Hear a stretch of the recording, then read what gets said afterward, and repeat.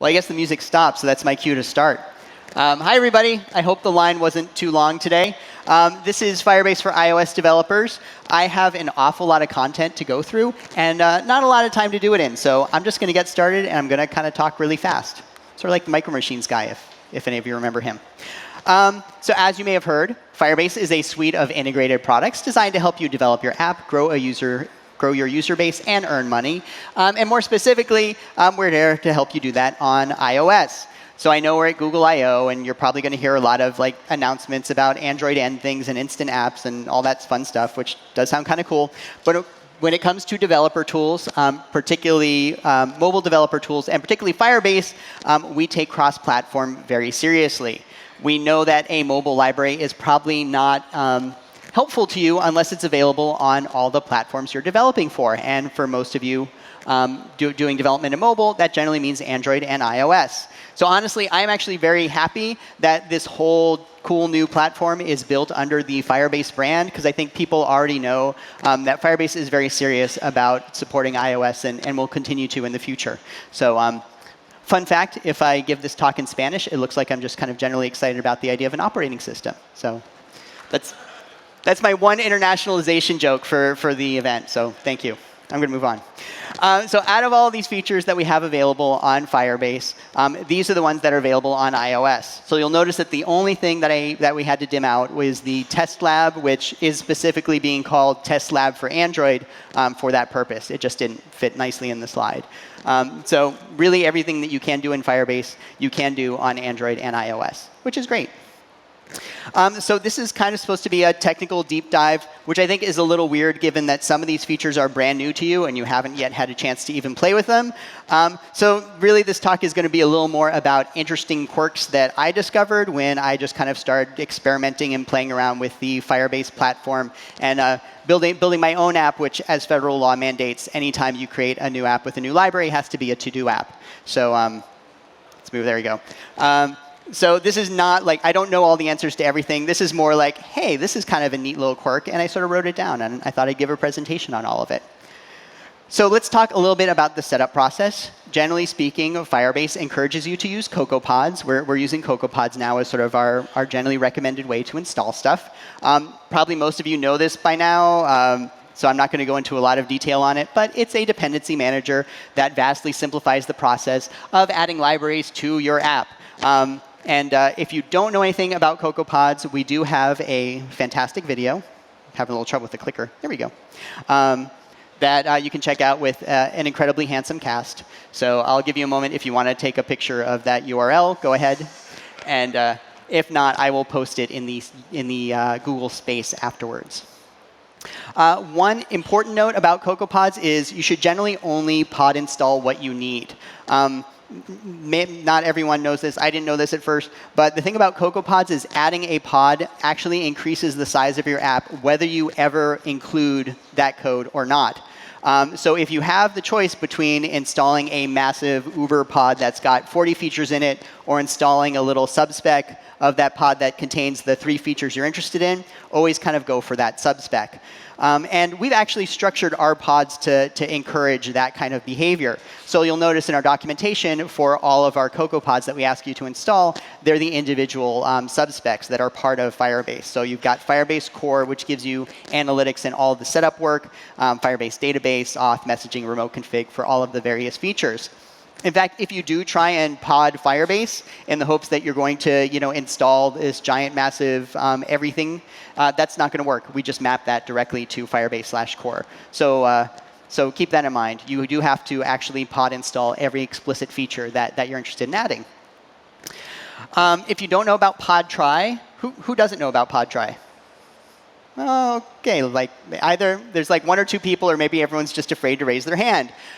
So if you don't know, it's a great way to sort of try out any library that CocoaPods has available. It basically goes out and searches the repository for a demo or sample app that it downloads to a temporary directory on your computer and then runs it. So you can kind of check out all the libraries in action in Xcode. You can play around with the code, see what happens when you tweak different things without having to be like, gee, I wonder where this, what this thing does. And then you have to go out and find the documentation and find where the sample file is and download it and do all that work manually. And so we've made sure that all of our Firebase samples work with pod try, so go ahead and give it a try. CocoaPods recently released version 1.0. Congratulations to the team if you're watching online. Hi. From an end user perspective, probably not a lot has changed for you with version 1.0. Hopefully, there's very few breakages with your pod files unless you're doing something really fancy. I think the point of the 1.0 release is it's really more of a forward-looking release where the team is really kind of preparing for the future and wants to make sure everything can scale and is production ready. And so we're very excited to be a part of that. But granted, whenever I give this presentation, there's always one developer in every crowd who is not happy with the idea of CocoaPods and like, oh, I really don't want. Hey, there they are. All right. Well, don't worry, grumpy cats. We love you too. You can still install all the libraries without CocoaPods. If you check at our documentation down at the bottom, there is an installing without CocoaPods section, where basically what you're going to do is you're going to download this giant zip file that is going to contain all the frameworks available. And there's a step-by-step guide that says, for every feature, if you want Firebase messaging, you need to install A, B, C, and D. And if you want analytics, you need to install D and F, and so on and so forth for every feature that we have available. So it takes a few manual steps, but you can still do it. So don't worry, CocoaPods haters. We still like you. By the way, show of hands if anyone was secretly wishing we'd be supporting Carthage instead. All right, a few. Good to know. Just kind of gauging the interest in the room. I'm not making any promises about any future anything. We are almost all on modules now, which is generally nicer when you're importing things. And importing is very simple. You can just import Firebase, and this will import all of the headers for any of the pods you have installed. There's sort of a lot of has include magic going on. There we go. Underneath the hood that makes sure this works, which I know kind of sounds like the opposite of my, hey, only pod install what you need advice that I gave you like 3 slides ago. But here, you're not going to increase the size of your app if you import Firebase and import all the Firebase features you have installed. That's not going to change the size of your app. Maybe there will be a slight increase in compilation time, but I think it should be pretty negligible. I certainly haven't noticed. And it makes development very easy, right? You just sort of have import Firebase, and then any feature you want to try out should just work without Xcode giving you an error. We have Bigcode support now. Yay. That's good. So you can finally use Firebase for your watch and TV apps. Sorry, this took so long. We have a style guide now, an API review for all our developer libraries that are published as part of the Firebase platform. So you should start to see consistent class names and method naming across the different features of Firebase, which is good. Not all of them are there yet. You know who you are. But most of our features now look very consistent. So almost all of our classes begin with FIR, and for anything that uses a singleton, you'll kind of call it in the same way. And so the idea is once you've gotten used to using a couple of features in Firebase, you should kind of be able to sort of guess how you'd be using some of these other features as well. So let's talk briefly about what does happen when you create a project in Firebase, because you're going to go to the Firebase console, and you're going to say, hey, please create a project. And then you're going to wait a little while, and it's going to be doing some magic for you. And then you attach your iOS app, and then it's going to give you a plist file that you're going to download and drag into your Xcode project. After you've done that, you are then going to call this one magic call for app.configure, which will set up everything within Firebase for you. No matter sort of what feature you have installed, this generally configures it for you. And so what's going on when all of this happens? So when you create a new project in the Firebase console, it does a bunch of work for you on the back end. It's going to create OAuth clients and spin up an instance of the Firebase database for you to use and set up a Firebase storage bucket. Whether you actually ever plan on using them or not, they're already available on the back end for you to use. And for each one of these things that it sets up, there's also a constant available, right? It's going to be the address of the database or your OAuth client IDs or your cloud messenger sender ID. All of that is the stuff that gets put in the plist file, so that when you drag it into your app and you call for app.configure, it will then configure any client libraries that it sees are installed within your app. And it will do that by dragging in all of these constants that you've put into this plist file. So there's no more kind of copying, pasting various IDs from the console into your app. You shouldn't have to do any of that, which is awfully nice. So let's talk a little about these individual features. I'm going to start with my favorite, which is Firebase Remote Config. And this is basically a way for you to change the look and feel of your app from the cloud. So when you release your app and you realize, oh no, I have some text that's wrong, or level 5 is too hard, or this animation is taking way too long, if you've wired up those values to use remote config, what you can do is update them from the cloud. So you'll change within the cloud. You'll say, you know what, this is actually the value I want to use for my button text. And that will go, your app will download these new values, and it should be available in a matter of minutes instead of having to go through the whole, well, let's release a new build and get it approved and published and have everybody download the new version, right? This all happens, not quite instantaneously, but pretty darn quick. So generally speaking, how remote config works on iOS is first you're going to set up a bunch of default values. And you do this either by passing in an NS dictionary or passing in a plist, whichever way you want to do it. And then you're going to fetch new values from Firebase Remote Config with a completion handler. These new values get downloaded, and they get placed in kind of a cached holding pattern on your device. They don't get used until you call activate fetched. At that point, when you call activate fetch, these new values get applied on top of your defaults. So then at some point later, when you want to retrieve these values, when you want to kind of retrieve a value for any of these individual settings that you've got, remote config will either give you the version that it's downloaded or the default values that you've supplied. And I think the important thing to take away from this is you don't have to supply new values for everything. What we would encourage you to do is basically use remote config for any value that you have in your app, right? Any kind of magic number, any constant, any text string, all of that stuff, everything you've got in that app constants.swift file that we all have around. This stuff should be set up to use remote config. Then when you want to change one or two of those values, you're only supplying the deltas. You're only supplying the stuff that's changed from remote config. And so you can download just those new values, and you have the flexibility to change any other values in the future without your having to supply thousands upon thousands of values every time you want to fetch stuff from remote config. So that's generally the way we recommend you use it. In case you're wondering what's up with that activate fetched call, why not just sort of apply these values right away? Generally speaking, the idea is maybe you don't want your app changing mid-run, right? If you're using remote config and you're using values to say change the layout of your buttons or like change the text of your buttons, it can be kind of awkward if that happens right when the user is in the middle of using your app, right? You don't quite know when that fetch call is going to be complete. And so we give that power to you as the developer. And there's a couple of strategies for how you can actually make use of this. One is go ahead and activate the values as soon as they're downloaded, if maybe you don't care if the values change in the middle of your app. Another option is to basically put up a loading screen, kind of block until load. And so you'll call fetch with completion handler in your loading screen.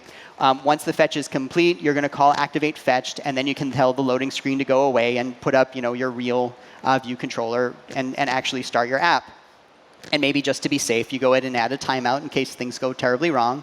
And so this has the advantage of you're always going to get the latest fresh values anytime your user starts up your app, but obviously has the disadvantage of you now have a loading screen that they have to look at. Maybe that's OK if you have other sort of setup work happening in parallel, but maybe you want your app to start a little faster. And so that's why I actually like this other method, which seems a little counterintuitive at first, but I think is pretty neat, which is you call activate fetched as soon as your app starts up, or maybe enters the foreground, whatever makes sense for your app. And this will take any previously downloaded values that are sort of in that cached local holding pattern and apply them immediately on top of your defaults. Then you're going to call fetch with completion handler, and you're not going to actually care about what happens in your completion handler. That's essentially a no-op. But what you've done is you now have new values downloaded from the cloud that are sitting there on your device, ready to be applied the next time the user starts up your app. So obviously, this has the advantage of being able to start right away. You don't have to wait for that network call to complete. But does have the disadvantage of you might be supplying slightly older values. And then, of course, you could try a hybrid approach where you basically kind of you're allowed to see when this last remote config batch of data was downloaded. And you can see, like, is it older than 3 days? Well, maybe that's too old for my app. So then I will go ahead and put up a loading screen and fetch the new values. But if it's more recent than 3 days, well, then that's fine. Fun side discussion about localized text. Every time I talk to people about, hey, you can use remote config for text, people are always like, yeah, that sounds great, but I know I'm not really supposed to because we have all these best practices on these devices for using NSLocalizedString and that R dot thing on Android. So you really want me to throw out these best practices and use remote config? And my answer is no, you can have the best of both worlds. So I'm sure most of you know, NSLocalizedString will provide the appropriate localized string for the device that the user is using, and it will sort of smartly fall back to a default language if you don't have that language available. Well, you can take that localized string value, and that's what you would actually pass into remote config as your defaults. And so what ends up happening is, for your English users, you're going to have a set of defaults that contain all your English text. And for your French users, you're going to have a bunch of defaults that contain all your French text. And so then when you realize that maybe one of your translations is not quite right and it's a little off, you can fix it in remote config. Within remote config, you have the ability to create conditions. And these basically are your way of telling remote config, please supply new values, but only to people who meet this condition. Sometimes it's a random subset of your audience, but often it could be things like people whose device language happens to be French. So you might create a condition for your French speakers. And then within remote config, you would supply a new value just for that condition. You would say, my French speakers, this is going to be the new value that you're going to download. You'll notice that for all your other users, the default value here is no value. And this basically tells remote config, please go ahead and just use whatever default is supplied on the device. In fact, you actually just don't send any value down to remote config when you have no value here. So I don't need to supply text for all the other 12 languages that maybe I'm supporting in my app. And so this will end up just changing the store text only on devices where the language is French. So I'm still using NSLocalizedString and still following all these great best practices, but I still also get to update my app when I need to using remote config. So that's pretty good. At least I think so. So yes, in summary, you can use remote config to adjust localized text. Don't use it to dynamically localize all of your text in the cloud. In theory, you could do it, and maybe that's a fun hack, but don't do it, because you're basically downloading an entire language pack from the cloud every time, and that's not cool. You get a disappointed-looking emoji for that. And fun side discussion, apparently you can use emojis in your remote config strings. At least I tried it, and it seemed to work. I can't guarantee it's bulletproof, but there you go. Let's move on to analytics, because this is really going to do a time check. All right, might need to talk faster. This is really the backbone of what a lot of Firebase is about. There's not a whole lot to say on the client side here. You're basically, the API surface is pretty small. Most of the time, you're going to be logging events, possibly with some parameters, and setting user properties. And that's about it. So probably maybe the most interesting thing to note is that if you want to turn on debug mode for Firebase Analytics, it's actually an argument that you pass in. So you've got to go in and edit your schemes and put this thing in. I don't know why, but that's what you got to do. An important note about testing, analytics data is not being sent all the time, sort of as a way to keep, be respectful of your user's battery life and all of that. We're not constantly streaming down analytics data. That wouldn't be cool.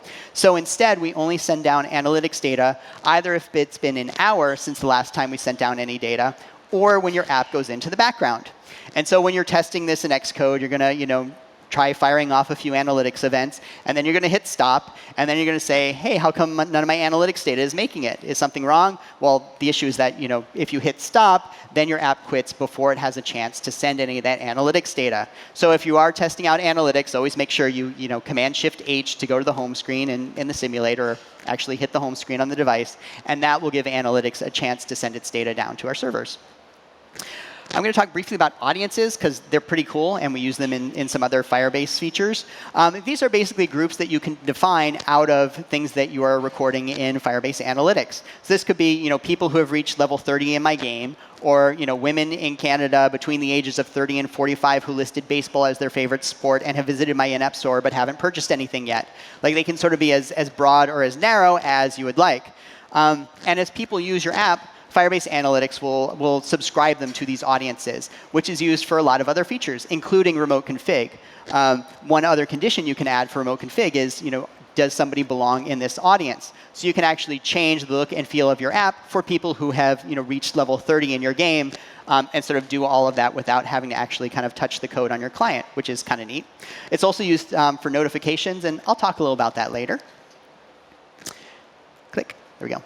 One important note about audiences is they are not retroactive. People will create audiences, and they'll go and look at them in Firebase Analytics, and their first question is, why are they empty? Did I do something wrong?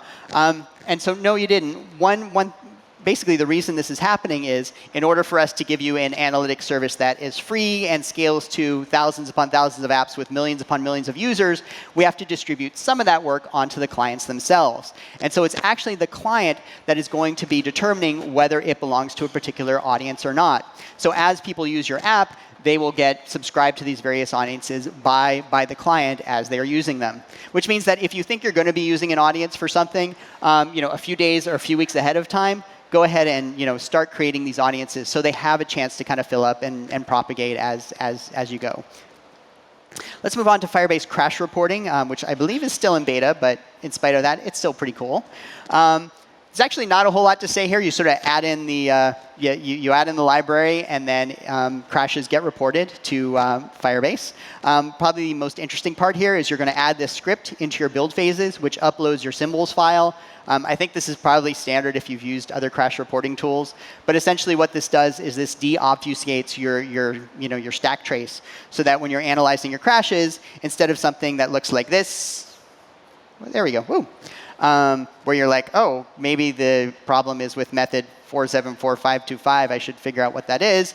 You get something that looks a little more like this, where you can say, oh, I guess maybe the problem is with that crash button was press method. Why do I even have this method? Why do I have a crash button? Maybe that's the problem. I should get rid of it.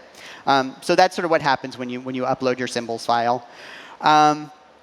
When you want to test your crash reporting, it's a little tricky just in that if your app crashes, and you're running it in Xcode, obviously Xcode will go in and it will kind of capture that in the debugger, which obviously is what you want, right? If your app is crashing while you're in the middle of development, you want to be able to analyze what's going on right there in the debugger. So if you actually want to explicitly test that crash reporting is working by sort of running a crash on your app, first thing you got to do, run your app in Xcode, make sure the latest version's on your device or the simulator. Then hit stop in Xcode so that the debugger is no longer attached. And then run it again from the simulator or the device, and then generate a crash. And then you can run it one more time, and it's on this last run that Firebase crash reporting will notice that your app crashed the previous time, and it will then upload the crash report. And this last time, you can run it in Xcode, and you'll actually see a little console message that says, like, crash report finished uploading, which is nice. A quick note on logging. So Firebase crash reporting also allows you to record some logs, report those directly to the crash reporting tool, so that in addition to getting a stack trace for any crash, you can kind of see what your user was doing right up to the point where the app crashed, so that you don't have to. So you can analyze this and be like, wow, my user is using my app in ways I totally did not expect. So you can do this by explicitly logging events to Firebase crash reporting, either with FIR crash log or FIR crash NS log. The first one just reports to Firebase crash reporting. The second one also spits out stuff to the console. And maybe for some of you that are doing more sophisticated logging, like you've sort of written your own logging method, you can be like, oh, well, that's great. I can report all my log messages to crash reporting with just a couple of lines of code, and voila, all my logs are now being reported to my crash reporting tool. Or if you're using something like Cocoa Lumberjack, you can say, oh, that's great. I can add in another logger that will report things to my crash reporting tool. And again, everything that I log will also get logged to Firebase crash reporting, or whatever crashing tool I happen to be using. And this is great, but I want to point out one little cautionary tale that Doug, another DevRel guy, pointed out to me, which is that you might be logging things that you aren't expecting to actually get reported to a crash reporting tool, right? I mean, I print out all sorts of stuff, all sorts of debug info when I'm when I'm developing. I print out OAuth information all the time and stuff, because I'm like, oh, I'm just going to see that while I'm debugging, or it's just going to stay local on the user's device. So if you are suddenly magically, with a couple lines of code, also reporting all that information to your crash reporting tool, where perhaps other people in your company can see that because they have access to that panel, just make sure you're not leaking information that you didn't intend to. If you're currently using another crash reporting tool and you've done this kind of technique, also maybe go home and double check that you're not doing this. So just a recommendation. I'm going to talk about dynamic links because I think they're also kind of cool. These are basically links that work the way you want them to on mobile devices. So the very same link can take users either to an Android app if they have it installed on their device, or an iOS app. If they don't have the app installed, it can take them to the appropriate place in the App Store or the Play Store. And if you prefer, you can also take them to a website instead if they don't have your app installed. That option is up to you. But But one of the big advantages of dynamic links is if you have to take users to the App Store first, all of that link information doesn't get lost. You're basically, Firebase dynamic links can read in whatever link brought your users to your app in the first place. And that's generally good information for you. It's probably a really important signal for like what did the user click on that made them so interested in your app that they had to install it. Because you can then take that information and make sure that you're presenting relevant information to your user right away, instead of just sort of a generic home screen or something like that. So this is sort of a really good way to increase retention. I encourage you to kind of look into these if you have any kind of email campaign or any other way you're sharing your app through a link. So one question I sometimes get is, OK, well, so are dynamic links the same thing as universal links? And the answer is mostly no, but kind of yes a little bit. You probably know about universal links, right? It's your way of telling iOS, hey, instead of opening this link in Safari, well, if my app is installed, go ahead and open up my app and pass the link into it. My app will read in that link and know kind of what important stuff it should be displaying that you were probably asking for when you clicked on that link. And you do this by placing a little Apple App Site Association file on your website, and it generally all works. And this is good, assuming you have a website with content that more or less mirrors what's in your app. So you could use dynamic links in the same way, right? You could just say, OK, if the user clicks on this link, take them to my app, and otherwise take them to some other website. But generally speaking, most people use them when they want to be a little more aggressive about driving installs. Like if you're creating an explicit, hey, install our app button somewhere, right? It's dynamic links that will be able to take your user to the App Store, make sure they install your app, and when they open it up for the first time, it says, oh, you installed our app because you were interested in cat facts. Here are some cat facts for you right away, instead of just showing you a generic sign-in screen. Games are also another good example. Very often, there's a lot of games out there that don't have all of that corresponding content on their website. If this is you and all your website just kind of has like a list of our games and a jobs page or something, this is another option where dynamic links could probably be really helpful if you want to link to a particular replay or a particular level or something like that within your game. So how do they talk to your app? Basically through two ways. One way is through custom URL schemes, and so you're going to kind of add your bundle ID as your custom URL scheme. If you've done Google Sign-In, you've done this before, or if you saw my last presentation about dynamic links, this is familiar to you. And you're going to handle it in an open URL call. Within this open URL call, the full URL, which is that full giant dynamic link, you're going to pass it into the dynamic links library and say, hey, can you turn this URL into a dynamic link object?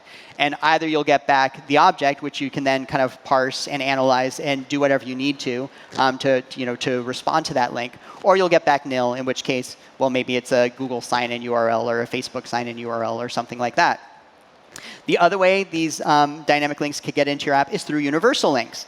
And to get this working, you're going to need to turn on the associated domains capability. And you're going to need to make sure you add in this subdomain.app.goo.gl domain, basically, as sort of a domain that your app can accept. And this ABCDE will obviously be a code that is specific to your project when you create it in the Firebase console. And then you'll handle it the same way, except that you'll be handling it through your continue your user activity method instead of open URL. And so maybe you're wondering, wait a minute, I thought you just told me that dynamic links aren't the same as universal links. So what's the deal? So the deal is that we basically do use universal links to send information to your site when they click on the dynamic link. What we do is we create our own tiny little website, with subdomain.app.goo.gl, and then we host our own Apple App Site Association file on there that then goes ahead and links directly to your app. So it is completely up to you whether you want to support universal links on your own site. Like maybe you do, and that's fine, and maybe you don't, and that's also fine. And maybe you don't have a website at all, and that's OK too, right? It doesn't really matter.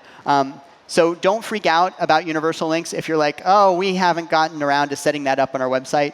You don't need to. You only need to make sure that your client is capable of receiving them, which basically means turning on that one switch in the Capabilities tab of Xcode. One last note on testing dynamic links. You can't cut and paste them into Safari. If you do, basically Safari will always act like your app is not installed. I think, is it the same issue with universal links? Maybe. Getting some nods. Instead, what you want to do is basically paste them directly into an app like Notes. And then you also have the option then of sort of editing these URLs if you want to try out different things and see what happens. And if you kind of long press on them, you also then have the option of whether you want to open them in your app or actually see what happens if this link goes to Safari. So yeah, if you want to test these links, put them in notes first and then let iOS do its magic. I'm going to move on to 15 minutes. I'm doing all right. I'm going to move on to Firebase Auth. It lets you sign in from a number of different sources, including Google, Twitter, Facebook, GitHub, or even letting your users add in their own username and password that Firebase manages for you, so you don't have to store passwords anywhere on your server. So generally speaking, when you first sign in, you're going to use something like Google, Facebook, Twitter to sign in the user, and you're going to get back, OK, I think this is user Google123. And here's some information that you can use to verify it. And so you will basically send that information down to Firebase and say, this is Google user 123. Firebase will go ahead and verify on its end that, yes, this appears to be the user that you say. And then basically, once that's done, you will get back a Firebase user ID.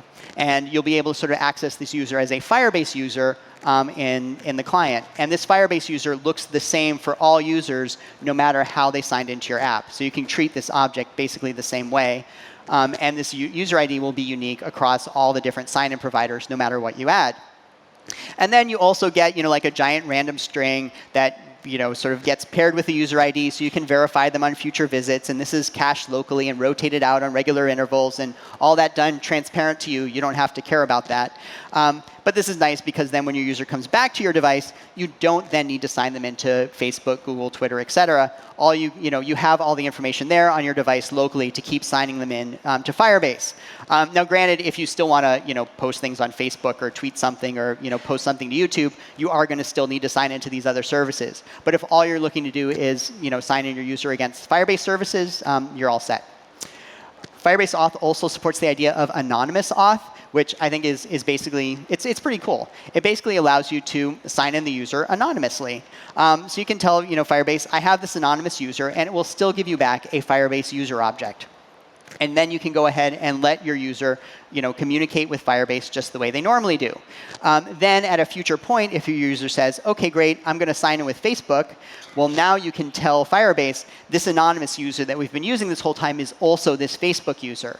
And Firebase will go ahead and link up those accounts so that then if this same user signs in with Facebook on another device, they'll get all this information.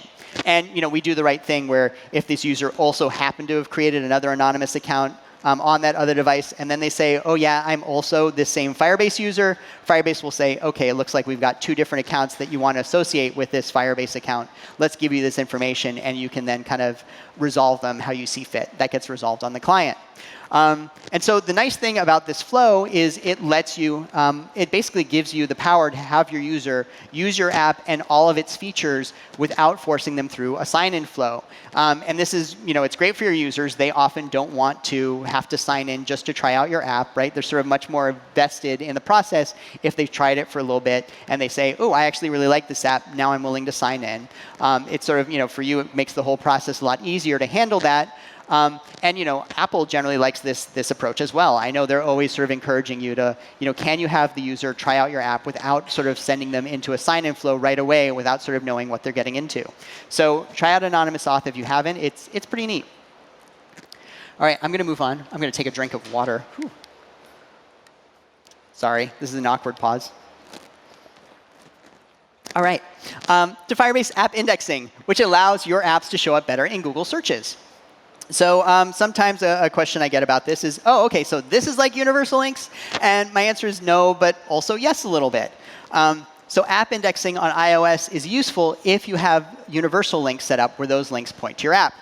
So we have our website that, we've got our website and our app and our Apple App Site Association file that basically tells iOS, hey, instead of opening up any of these links in Safari, go ahead and open it up directly in the app if it's installed. And so what you can do is basically through one call through app indexing, you can let Google know that your app is using universal links. This parameter that you're passing in is your iTunes ID. So you activate app indexing with this one call, and it does a little work to first let Google know that your app is available on this device, and also what your Apple App Store ID is in case we need to grab some information like your app icon. It also lets Google know that you're using universal links universal links are installed on your site and that you're OK with it reading that file. And so then what happens is when your site shows up in the search results, Google will look at that link and say, oh, wait, I know that link uses universal links, right? And I know the app's available on this device. And so I know that this link is not actually going to go to a website. It's going to open directly in the app instead. And so it will change the look of that result to look a little more appy. You'll kind of see your app icon there and that sort of thing. And then basically, based on the assumption that you've gone or your user has gone through the trouble of installing the app in the first place, well, that probably means that they are interested in the content of your app. And therefore, this search result might be a little bit more relevant. And so you will often, not always, no guarantees, get a little ranking boost because basically we now know that this is going to go to an app that the user has installed and therefore is probably interested in. So then the other question is, OK, so is this like Core Spotlight? And here the answer is also no. App indexing is really more for web content that you might be searching for on Google and letting Google know that those links will show up in your app instead. Right? Core Spotlight is really about letting Spotlight know that you have content available in your app on the device and that people can find it using Spotlight. And this is not an either or proposition. Right? You can very clearly use both of these if you feel like they're appropriate for your app. And you probably should, because you want your app to be discoverable. All right, so let's talk about Firebase Cloud Messaging, which is our one-stop messaging solution for messaging on all platforms. So the idea is that you can use Firebase Cloud Messaging to both communicate with Android devices as well as route notifications through APNs to talk to iOS devices. And so how does it work? Here's the 90-second summary. I'm going to have to talk and click fast. Oh, actually, you know what? Before we do that, forgot. Why would you want to do this? Maybe that's a better question.